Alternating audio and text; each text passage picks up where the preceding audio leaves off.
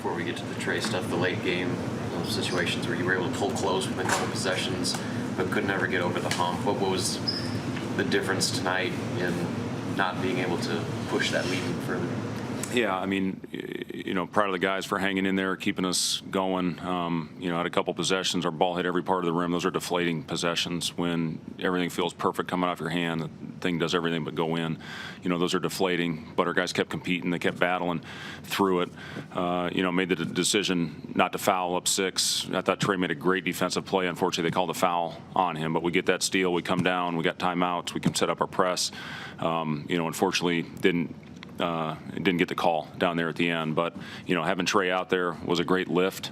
You see how much better we are with his intensity, with his leadership, with his passion on the defensive end of the floor. I thought Alonzo had great pressure on the ball, getting deflections. I think 9 steals we had on the night. And, again, Trey just gives us a whole different element out there, being able to put him either on the ball or on the other team's best defender. That's going to be huge for us moving forward. For Trey, as I talked to him and, having an opportunity in my career to come back from a long layoff, it's all about going out there and letting the game come to you and making simple plays. And I thought Trey did a great job of that tonight. And, stepping up and knocking down that first 3, knocking down all his free throws, and then, again, giving us that huge lift. As far as his minute load, we talked about anywhere from 16 to 22. Going into that, we have a chip that our guys wear underneath their jerseys. When I met with RJ, our trainer, at halftime, he said his load was in a perfect spot. We could up his minutes by about 3 in the second half. So that's where the decision was, to get him up, I believe, over 21, right in line with where we wanted his load to be. So it's great to have Trey back out there on the floor, and just got to continue to grind. We got a great opportunity this week. Going to have a good practice time. Our guys start school tomorrow. It's their mandatory off day. But then we get 3 really good opportunities to practice, which we haven't had a lot because of either, didn't get back from West Lafayette because of a flight delay or a mechanical issue, and, with games being right on top of each other. So we'll get 3 good days of practice heading into Ohio State and hopefully be able to clean some things up. How much of that time are you guys going to spend on late game execution? A lot. What are you guys going to work on during that time? Late game execution. The way the ball hits every part of the rim, you mentioned that a few times. Is there a cumulative effect of that, where after you've seen it hit every part of the rim a couple times, then you see it after the next game, you see it hit once, and maybe that deflation sets in again? No, I don't think it's got anything to do with being cumulative.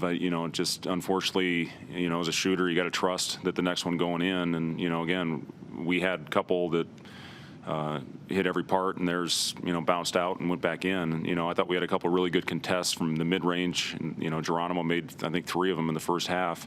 A couple of their other guys as well. Big difference in the halves as far as defensively. I thought we did a much better job sitting on Trace Jackson Davis' right shoulder and forcing him to go to his right hand. We did a great job all game long in Bloomington, but first half he just continued to get to that right shoulder and get to his left hand. Fake right, go to his left, dribble right, spin back to the left. We finally got on that, playing that right hand where he was spinning back, and, you saw the difference. And we had a much better defensive half, but it was too easy for him there in the beginning, and that showed with the percentages. So, again, a lot of things that we can continue to work on and hopefully get over the hump on one of these games soon. Difficult the way that game was just played out to get in a rhythm on either end of the court, all the starts and stops. We cut it to 4 on a couple of occasions. We just could not get over the hump. We couldn't get that big stop. We couldn't get the basket when, to cut it to a single possession game. I don't think we ever got there. And, you got to find a way to buckle down and get that stop, make the right play. We had a couple plays in the lane to get right to the basket, and we tried to kick it out and turn it over. I think we had 3 of those, where we had opportunities. We missed a couple right there at the rim. You got to capitalize. You got to finish. In order to get over the hump and win these games, you got to be able to make those plays when they present themselves. Coach, you're wearing the shirt now, a little off basketball. What's it like to be able to play on MLK Day? Yeah, it's an absolute honor to play on Martin Luther King Jr. Day. I've been very fortunate over the course of my career as a player playing on this day, as a coach in the NBA playing on this day, and it's special. It's an absolute honor to play on this day, understanding what this great man meant to our history and means to our history.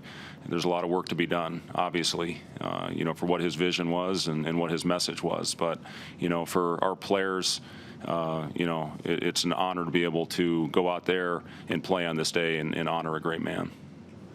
With Derek, the second game he's been in foul trouble, is there something that he can do differently, or is that just the competition? Yeah, I think it's about the fourth game in a row now where he's had 2 fouls pretty early in the contest, and you see what happens. That Eduardo was much better today than he was. He really struggled, obviously, in his early minutes against Purdue. So I was proud of Eduardo going out there and having a positive impact on the game when Derek got those fouls. But he's got to find a way to fight through it and battle through it. I think he played 6 minutes in the first half.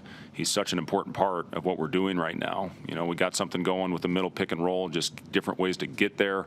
You look at our percentages, I think this is the second best defensive team in the country, and we had some really good quality possessions. And, that was with Derek out of the lineup for a big stretch of that. So there's some positives that we can take from this, but just consistently for 40 minutes, we got to be better.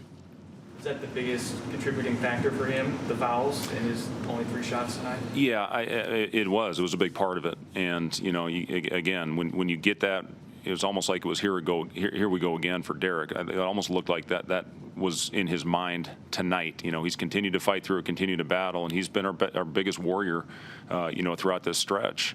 Tonight he had a tough game. It's going to happen on certain nights, but we got to find a way to grind it out. We have a very thin margin, obviously. We need everybody to go out there and contribute if we want to win. Why do you think it was difficult for your guys to guard Trey McGowens? Well, obviously he's one of the best players in the country. And the first half, it was as simple as him continuing to get to that right shoulder. And second half, we did a much better job, forced him to use his right hand. And, going in the game plan, we did a really good job the first time we played him, sitting on that shoulder, really guarding him well. But tonight, just time and time again, in the first half, we continued to let him get to his left. And he's pretty much unstoppable and unguardable when he is allowed to get to his left hand.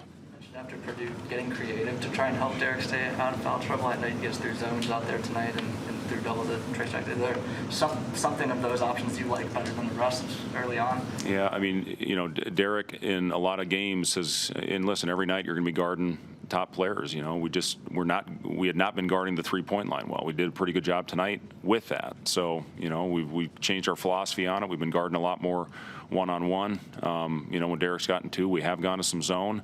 But we hung in there tonight when Derek had the 2, so we made the decision to keep Eduardo out there for the majority of that first half when Derek got his 2 fouls. Thanks, guys.